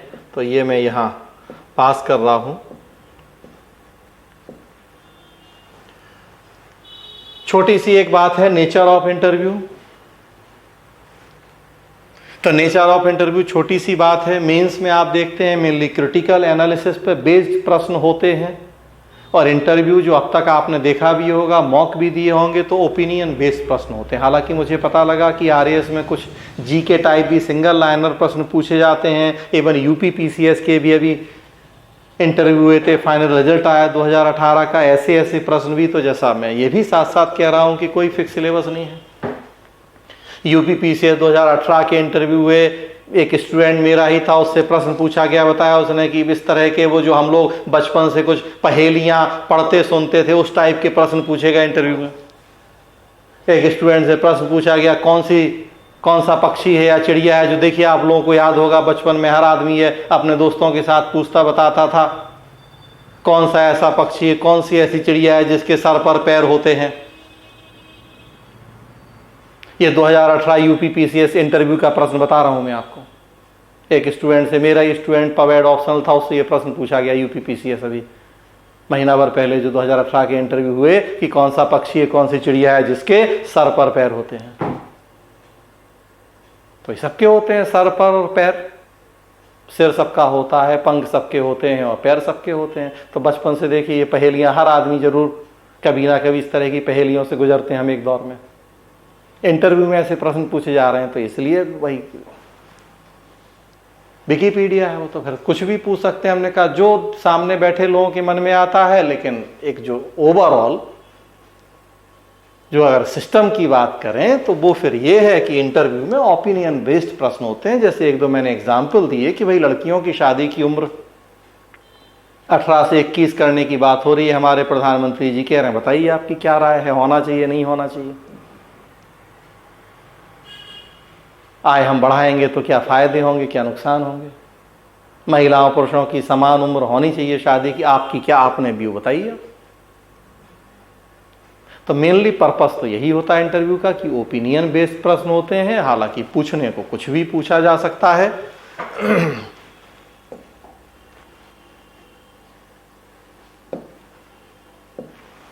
आगे देखें। अब इन्हीं सब बातों के आधार पर थोड़ा सा मैंने यहां बांधने की कोशिश की है इंटरव्यू के सिलेबस को। हो सकता है आप जानते होंगे, लेकिन फिर भी मेरी कोशिश होती है कि मैं बहुत स्पून फीडिंग वाले तरीके से आपको बता दूं, आपके दिमाग में कुछ बातें बिठा दूं कि आपको अब कैसे तैयारी करनी है इंटरव्यू की। अगर इस तरीके से कर रहे थे तो बहुत अच्छी बात है, अदरवाइज थोड़ा सा देखिए आप क्वेश्चन फॉर इंटरव्यू, क्या क्या एरिया हैं जहां से आपसे प्रश्न पूछे जा सकते हैं या जनरली पूछे जाते हैं। 6-7 एरिया यहां मैंने पहचानने की कोशिश करी है। सबसे पहला देखिए बायोडाटा बेस्ड।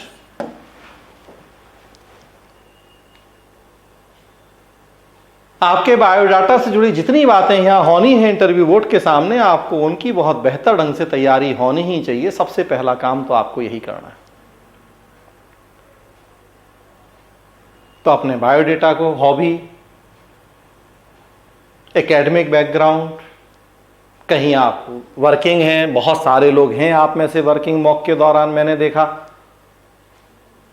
तो उसकी जानकारी, ये सारी चीजें होनी चाहिए। आप में से कोई ऑलरेडी सिलेक्टेड है, पुलिस में है, टीचर बहुत सारे लोग हैं, मैं देख रहा था कि बहुत सारे लोग टीचर हैं, तो सबसे जुड़ी जानकारियां तो आपको होनी चाहिए। तो अपना बायोडेटा आप अच्छे से तैयार कीजिए, अपनी हॉबी तैयार कीजिए। बहुत सारे लोगों की हॉबी चेस खेलना या वॉलीबॉल खेलना या बैडमिंटन खेलना या खाना बनाना या जो भी, तो आपको सारी उससे जुड़ी जानकारियां होनी चाहिए। इंटरनेट पे इजीली उपलब्ध हैं चीजें,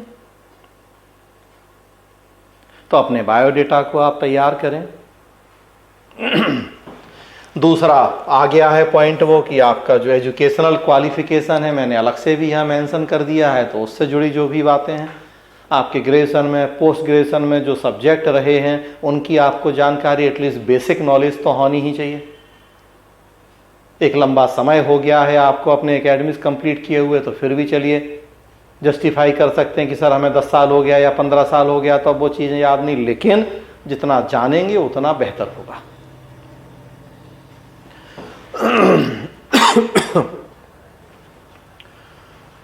एजुकेशनल बेस से ही मुझे याद आया, अभी मॉक हो रहा था, जो राजस्थान का मॉक ले रहा था पीछे,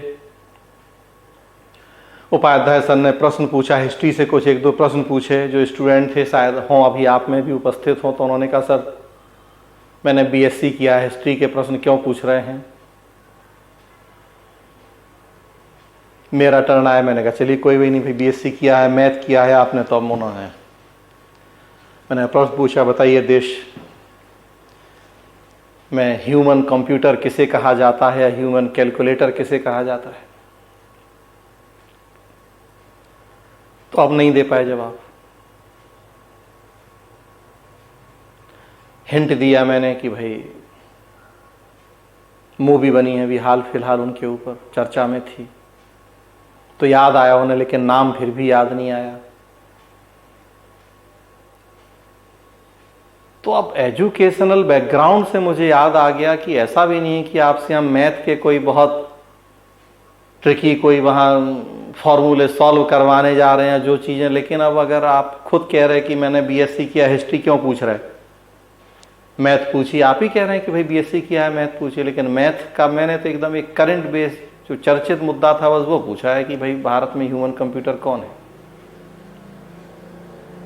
और चर्चा में था क्योंकि मूवी बनी, और अभी हाल फिलहाल में उनका रिकॉर्ड तोड़ा, एक आप ही जैसे 20-21 साल के बच्चे ने, नया ह्यूमन कंप्यूटर हो गया, उन शकुंतला देवी का रिकॉर्ड तोड़ दिया। तो मैंने तो इतनी सी बात पूछी, भाई मुझे भी मैथ की बहुत डीप नॉलेज नहीं है, लेकिन जो मैंने कहा न्यूज़पेपर भी ढंग से पढ़ते हैं तो उतनी जानकारी तो है कि।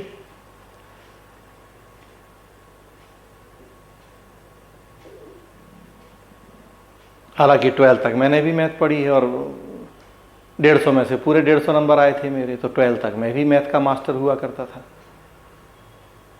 लेकिन खैर मैंने तो एक करंट से जुड़ा हुआ छोटा सा एक प्रश्न पूछा उनसे बस। तो कहने का मतलब कि अब इस तरह की तो अपेक्षाएं आपसे की जाती हैं कि आपको पता हो आपका जो एजुकेशनल बैकग्राउंड है, तो और जितनी ज्यादा नॉलेज होगी तो भाई वो तो उतना अच्छा है, लेकिन कम से कम मैं बात कर रहा हूं कि कितनी जानकारी तो होनी चाहिए आपको। हॉबी उसी बायोडेटा का ही पार्ट है। करंट अफेयर्स लगभग चीजें मैं बता चुका हूं, बस यहां मैंने पॉइंट अप कर दिए हैं। आप वर्किंग हैं तो वो तो बहुत अच्छे से तैयार होना ही चाहिए। वर्किंग लोगों से तो ज़्यादातर देखा गया है कि उनका जो इंटरव्यू होता है उनके वर्क प्रोफाइल से ही जुड़ा, जॉब प्रोफाइल से जुड़ा होता है इंटरव्यू। तो वहाँ अपेक्षा की जाती है कि आपको हर छोटी बड़ी बात की जानकारी बहुत क्लियरली होनी चाहिए। सिचुएशन बेस्ड प्रश्न एथिक्स में पूछे जाते हैं आपसे केस स्टडी में। आप जिले के एसडीएम है, कोरोना का टीका आया है, वैक्सीन आई है, 10 वैक्सीन आपके पास हैं। अब जिनको वैक्सीन लगनी है उसमें कुछ 60-70 प्लस के बुजुर्ग भी हैं, कुछ छोटे बच्चे भी हैं 10 साल से छोटे, कुछ महिलाएं भी हैं, कुछ बीमार वेंटिलेटर पे लोग भी हैं, कुछ मंत्री जी के फ़ोन आ गए हैं उनके नाते रिश्तेदार भी हैं। और इस तरीके से 5-6 आपको ऑप्शन दे दें और आप बताएं कि आप तय कीजिए प्रायोरिटीज़ की, किसको सबसे पहले आप वैक्सीन देंगे, किसको बाद में, किसको किस क्रम में।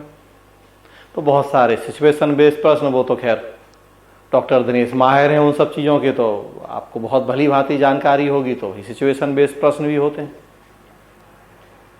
और प्लस देखेंगे तो भाई राजस्थान स्पेशल है।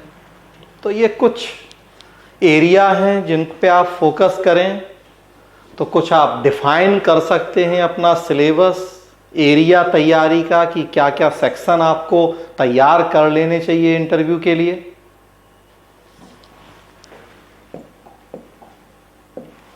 उसी बात को मैंने थोड़ा सा दूसरे रूप में डिजाइन किया है। हमेशा से जब भी कोई मुझसे पूछता है कि सर इंटरव्यू की तैयारी कैसे करें, क्या पढ़ें,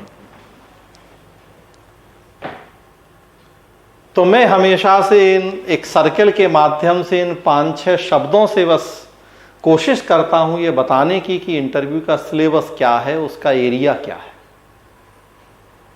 आपको कैसे और कितनी तैयारी करनी है, शुरुआत कहां से करनी है और रुकना कहां जाके। रुकना तो खैर है ही नहीं, लेकिन कहां तक जाना है। तो देखिए वो सर्किल यहां आपके सामने मैंने बनाया है कि जब हम इंटरव्यू की तैयारी की शुरुआत करते हैं तो सबसे सेंटर पॉइंट में खुद हम होते हैं। तो सबसे अंदर मैंने वही लिखा सेंटर पॉइंट यू की खुद आप हैं। कहने का मतलब कि अपने आप से तैयारी की शुरुआत करें। सबसे पहले आपको अपने बारे में सब कुछ जानना चाहिए और फिर बस आगे बढ़ते जाना है। अपने बारे में जानें, अपनी फैमिली के बारे में जानें, अपनी सोसाइटी के बारे में जानें, अपने डिस्ट्रिक्ट के बारे में जानें, अपने स्टेट के बारे में जानें, अपने देश के बारे में जानें और पूरी दुनिया और फिर यूनिवर्स के बारे में जानें।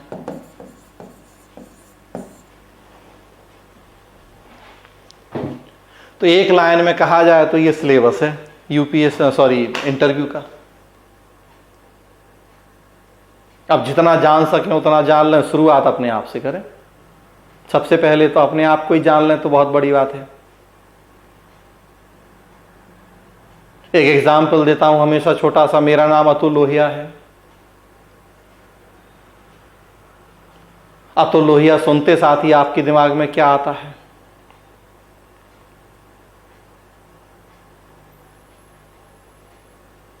अतुल लोहिया सुनते साथ ही जो सबसे पहली बात दिमाग में आती है, जो सबसे पहला व्यक्ति या किसी का नाम दिमाग में आता है, तो वो क्या है?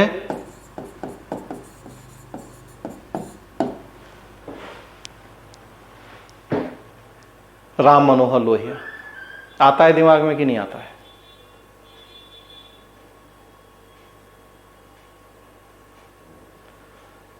तो मैंने जब इंटरव्यू दिया तो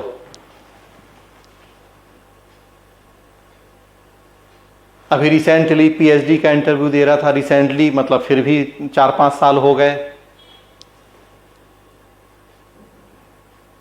अभी मैंने पीएचडी की। तो जिज्ञासु प्रवृत्ति की हम बात कर रहे हैं। मेरी 44 ईयर एज है और जस्ट मेरी पीएचडी कंप्लीट हुई है। इनफैक्ट अवार्ड होना बाकी है अभी। तो सीखने की इच्छा, तो जब मैं अभी पीएचडी के लिए ही दे रहा था इंटरव्यू, तो पूछा गया कि आप राम मनोहर लोहिया के कौन हैं? कोई रिश्तेदार है? तो कहने का मतलब अगर मेरा नाम अतुल लोहिया है तो लोहिया सरनेम से सबसे पहला नाम अगर किसी के भी दिमाग में आता है, एक सामान्य पढ़े लिखे व्यक्ति के, तो कहने का मतलब मैं यहां बस ये बताना चाह रहा हूं कि अगर मुझे इंटरव्यू देना है, मुझे तैयारी करनी, अपने आप के बारे में जानना है, तो मुझे राम मनोहर लोहिया के बारे में जानना चाहिए कि नहीं जानना चाहिए? पूरी संभावना है इस बात की कि नहीं है कि मुझसे राम मनोहर लोहिया से जुड़ा हुआ प्रश्न पूछा जाएगा।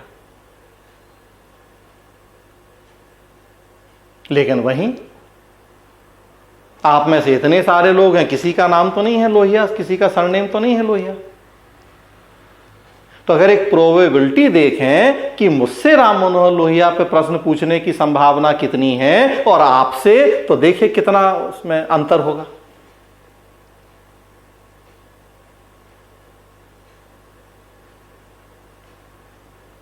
तो अपने आप से तैयारी की शुरुआत का मतलब यही है कि सबसे पहले हम अपने आप को तो जान लें, हमसे जुड़ी हुई चीजों के बारे में जान लें। तो हमें तो जानना चाहिए राम मनोहर लोहिया के बारे में सब कुछ। आप एक बार नहीं भी जानेंगे तो काम चल जाएगा, लेकिन मैं नहीं जानूंगा तो मेरा काम चलेगा? इंटरव्यू में मेरा काम नहीं चलेगा। हो सकता नहीं पूछा जाए, लेकिन संभावना, भाई संभावना की हम बात कर रहे हैं, तो संभावना तो है कि नहीं है? और मुझसे तो पूछा गया जब मैंने इंटरव्यू दिया। तो इसी तरह से होता है कि सबसे पहले तो आप अपने से जुड़ी हुई चीजों के बारे में जानिए। और उसी तरह से बस बढ़ते जाइए। अपने बारे में जाना हमने, अपने परिवार के बारे में जाना हमने, अपने समाज, गांव, अड़ोस पड़ोस के बारे में हमने जाना, और बस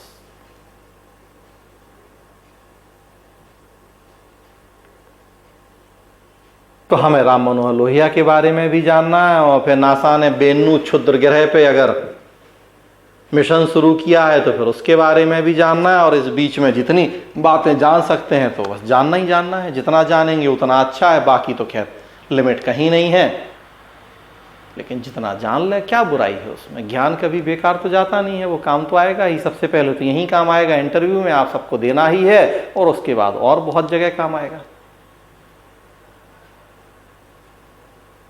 कम से कम कुछ नहीं तो दूसरों जो आगे अगले इंटरव्यू देंगे उनका मार्गदर्शन करने में ही काम आ जाएगा आपका वो ज्ञान।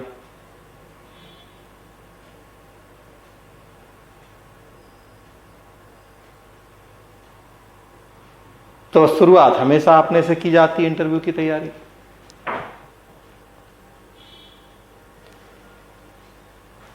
तो ये कुछ बातें मेरे ख्याल से बोर नहीं हो रहे होंगे। उम्मीद करता हूं कि जो भी बातें मैंने आपसे अब तक की हैं, बताई हैं, बहुत कुछ नया सीखने को मिला होगा आपको। बहुत समय अब नहीं लूँगा, और थोड़ा सा संक्षेप में कुछ बातें यहाँ मैंने और की हैं, और उसके बाद फिर मैं आता हूँ अगले सेक्शन पे। जब तक आप लोग चाहेंगे तब तक हम लोग क्लास करेंगे। जब आप लोगों को लगता है कि नहीं अब बोर हो रहे हैं, अब छोड़ दिया जाए, तो हम छोड़ देंगे। मैं कोई बोर नहीं होने वाला है सर। अच्छा, ये ऐसे है सर, कभी कभी क्लासेस जो है 12 बजे तक भी चलती है। चलिए चीजें है कि ये तो तैयार है आपको सुनने के लिए और आपका आशीर्वचन लेने के लिए। चलिए सर, चलिए सर, धन्यवाद। हम लोग भी ऐसे लोग हैं कि मेहनत करने से कभी पीछे नहीं हटते हैं, तो मौका मिले तो भाई हम भी जितना कर सकते हैं उतना करते हैं। और अगर सामने वाले ही वैसे ही लोग हैं तो फिर तो सोने पे सुहागा है। तो कुछ बातें यहाँ सजेशंस फॉर इंटरव्यू, लगभग बातें मैं बता ही चुका हूँ आपको उस दौरान। थोड़ा सा एक बार यहाँ भी देखें कि सजेशंस फॉर इंटरव्यू क्या है। अब मेरी तरफ से आपके लिए कुछ बातें, तो इंटरव्यू के पहले मतलब अभी हमें जो करना है अब अगले 1.5 महीने में, तो सबसे पहली बात तो यही कि इंटरव्यू को हल्के में ना लें, तैयारी शुरू करें। क्योंकि बहुत सारे लोग मैं देख रहा हूं कि अभी तक भी तैयारी की शुरुआत नहीं की है। कई सारे लोगों ने तो कहा भी कि सर डेट आ जाए तब शुरुआत करें तैयारी की, तो उस मुहूर्त का इंतजार नहीं करें, सीरियसली लें इंटरव्यू को। अंतिम सीढ़ी है, लेकिन अब यही वो सीढ़ी है जो तय करेगी कि आपका सपना पूरा होने वाला है या नहीं, लक्ष्य पूरा हो रहा है या नहीं। तो सीरियसली लें इंटरव्यू को, तैयारी की शुरुआत करें। डू और डाई वाले मोड में आ जाएं, सो फिर जरूरत नहीं है बताने की, करो और मरो। अब उसी स्टेज में आपको होना चाहिए। सब कुछ झोंक देना है वाला मोड, अब जरूरत है उसी चीज की।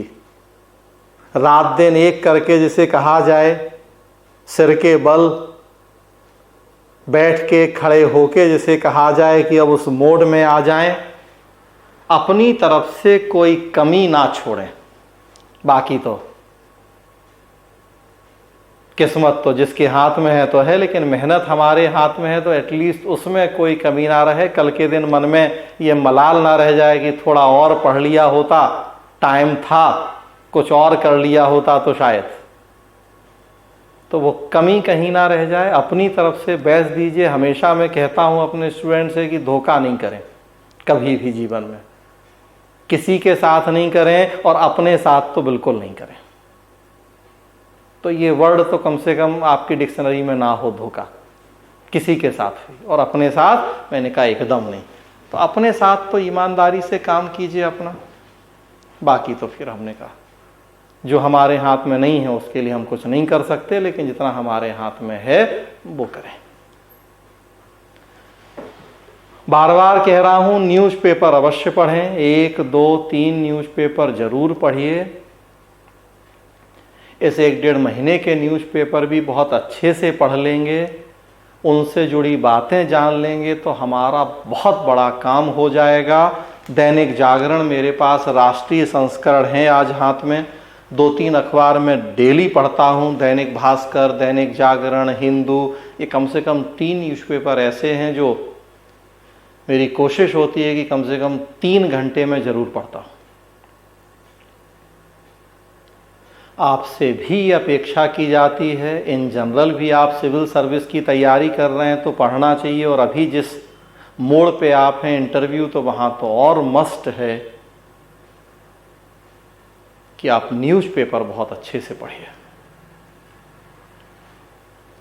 इस न्यूज़पेपर, चूँकि सर ने स्पेशली मुझसे यही कहा था कि मैं पवेट पे बात करूं, करंट इश्यूज़ पे आपसे बात करूं, लेकिन मैंने कहा कि अप्रोच पे भी बात हो, ये मुझे ज़रूरी लगा। कोई टॉपिक पढ़ा देना ये बहुत कठिन काम नहीं है। टॉपिक तो जम्मू कश्मीर, धारा 370 और 35 है, ये तो और बहुत सारे लोग भी पढ़ा देंगे, लेकिन वो अप्रोच जो मुझे लगा कि इतने लंबे अनुभव के बाद, और फिर अब मैं उन चीज़ों पे भी आ रहा हूँ जो मुझे ड्यूटी दी गई थी। तो देखिए, फ्रंट पेज की सबसे पहली न्यूज़ दैनिक जागरण का नेशन एडिशन राष्ट्रीय संस्करण मेरे हाथ में है। पहली न्यूज़ है, जम्मू कश्मीर में अब सबको जमीन खरीदने की आज़ादी। मोदी सरकार ने राज्य के भूमि कानूनों में किया संशोधन, 12 कानून निरस्त। ये एक सबसे पहली न्यूज़ है न्यूज़पेपर में। तो आपको अब ये तो पता होना ही चाहिए, लेकिन अब यहां से हमें आइडिया मिल गया है कि अगर हमसे आज की डेट में या कल हमारा इंटरव्यू होता है तो जम्मू कश्मीर से जुड़ी हुई सारी बातों की जानकारी होनी चाहिए। तो केवल ये न्यूज़ तैयार नहीं करना, ये तो करना ही है तैयार, लेकिन यहां से हमें अब वो आइडिया मिला है, एक टॉपिक मिला है कि जम्मू कश्मीर, अनुच्छेद 370, धारा 35A, तो उससे जुड़ी सारी बातें अब हमें पता होनी चाहिए। तो फिर कि कैसे इंटरव्यू की तैयारी करें, क्या सिलेबस हो हमसे, क्या प्रश्न पूछे जा सकते हैं। तो अब एक जम्मू कश्मीर जो आज की डेट में अगर आपका इंटरव्यू होता है या कल की डेट में, तो हर आदमी से अपेक्षा है कि तैयार हो। अगले 1.5 महीने बाद भी अभी चर्चा में रहना है, ये ऐसा इशू नहीं है जो फिलहाल खत्म हो जाएगा। हो सकता है कुछ और नए इशू होंगे उस दौरान हमारे पास, लेकिन अगर हम आज के अनुसार बात कर रहे हैं तो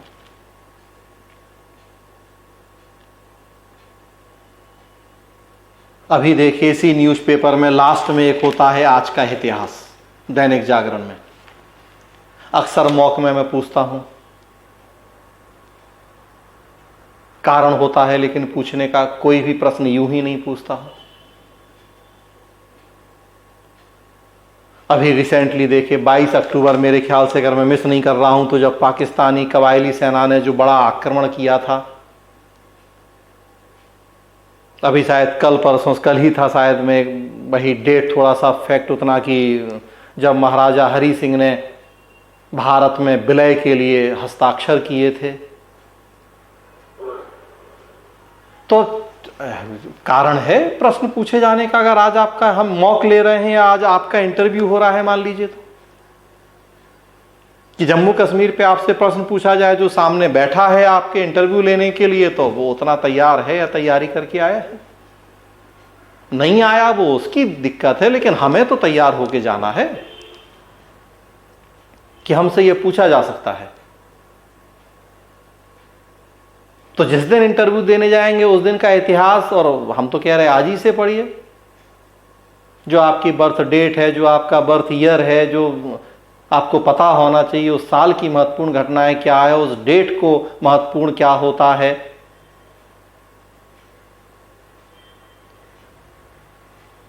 केवल इस न्यूज़पेपर, 14 पेज के न्यूज़पेपर में देखें, इतनी बातें, इतना ज्ञान है कि न्यूज़ देखिए दूसरी, देश को खोखला कर रहा है वंशवादी भ्रष्टाचार मोदी। तो जो मैंने बीच में अभी चर्चा के दौरान आपसे कहा कि जो सतर्कता और भ्रष्टाचार पर सम्मेलन हो रहा है, राष्ट्रीय कॉन्फ्रेंस हो रही है, तो उसमें उनका भाषण। तो अब हम आपसे अपेक्षा करते हैं कि आपको सीबीआई भी, सीवीसी भी, ईडी भी, इन सब के बारे में जानकारी होनी चाहिए। आज हम आपका इंटरव्यू लेंगे, मौक होगा तो भाई आपसे ये प्रश्न पूछे जाएंगे, इस बात की पूरी संभावना है।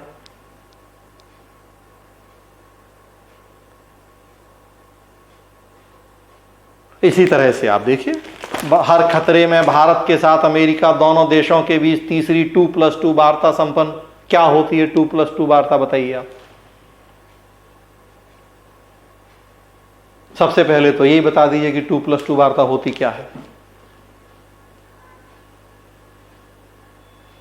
तब आगे बढ़े कि अच्छा भारत अमेरिका के बीच में जो 2+2 वार्ता हुई है, तो देखिए लिखा है संयुक्त घोषणा पत्र, उसकी 5-6 मुख्य बातें लिखी हुई हैं। बताइए आपकी क्या थी वो मुख्य बातें, किन मुद्दों पे चर्चा हुई है।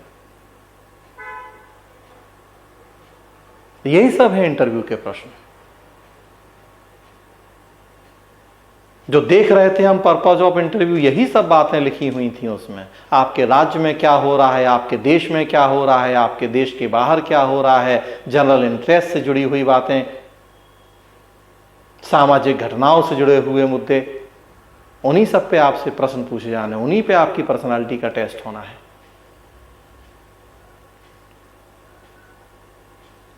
तो पूरे न्यूज़पेपर को अगर हम पलट जाएं ढंग से, अंखी दास ने फेसबुक से इस्तीफा दिया, पक्षपात के लगे थे आरोप। तो अब ये पूरा इशू क्या है, पूरा घटनाक्रम क्या है, अब इसमें सोशल मीडिया भी आ गया है, इसमें संसद की समिति भी आ गई है जिसने फेसबुक को बुला के प्रश्न पूछा, दिल्ली विधानसभा की समिति भी आ गई है, और तो मतलब पॉलिटी भी आ गया, इसमें हमारा कॉन्स्टिट्यूशन भी आ गया, करंट अफेयर्स भी आ गया, एक न्यूज यहां से हमें मिली है।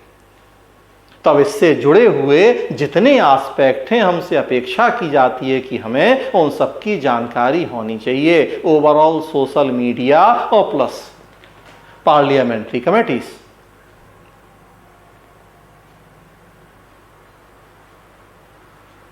जब दिल्ली विधानसभा की समिति ने बुलाया फेसबुक को, तो देखिए केंद्र ने बाद में कोर्ट में हलफनामा देके कहा कि दिल्ली को यह राइट ही नहीं है कि वो फेसबुक को बुला के पूछ रहे हैं उनसे कि ये हेट स्पीच या इस तरह की बातों को क्यों वो हटाते हैं या नहीं हटाते हैं। तो उन्होंने कहा कि भाई दिल्ली केंद्र शासित प्रदेश है, राज्य सूची के विषयों पे दिल्ली को काम करने का राइट है, लेकिन 3 विषय ऐसे हैं जो केंद्र के पास हैं, उसमें एक विषय लॉ एंड ऑर्डर है, और जो ये पूरा मुद्दा है हेट स्पीच वगैरह का, ये लॉ एंड ऑर्डर से जुड़ा हुआ है। तो दिल्ली सरकार या दिल्ली विधानसभा की समिति को ये राइट नहीं है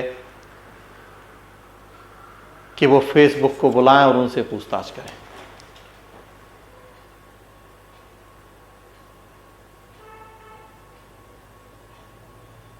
तो कहने का मतलब कि एक न्यूज जो यहां से हमें पता लगी है, इससे हमें अब डायमेंशन पता लग रहे हैं कि हमें क्या क्या तैयारी करनी चाहिए, हमसे क्या या किस तरह के प्रश्न पूछे जा सकते हैं।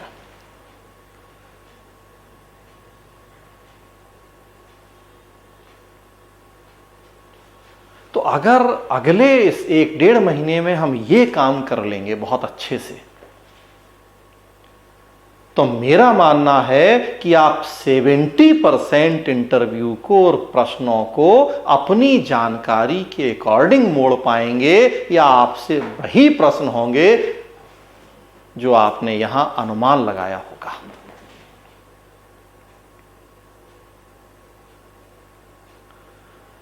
मेरा ये 25 साल का अनुभव जरूर कहता है कि वास्तव में आज भी देश की सबसे कठिन परीक्षाओं में शुमार होती हैं हमारी परीक्षाएं, सिविल सेवा परीक्षाएं, लेकिन उसके बाद भी अगर हमने स्मार्ट वर्क किया है, सही तरीके से तैयारी की है, तो बहुत सारे प्रश्न, वो चाहे प्रीलिम्स हो, चाहे मेंस हो, चाहे इंटरव्यू हो, ऐसे होते हैं जिनका हम अनुमान लगा सकते हैं।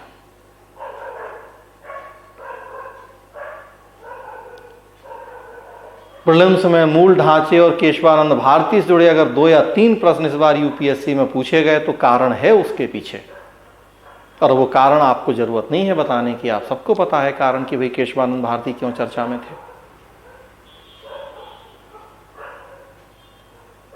तो बहुत सारे प्रश्नों का हम अनुमान लगा पाते हैं, चाहे प्रीलिम्स हो, चाहे मेंस हो, और चाहे जिसकी आज मैं आपसे बात कर रहा हूं इंटरव्यू।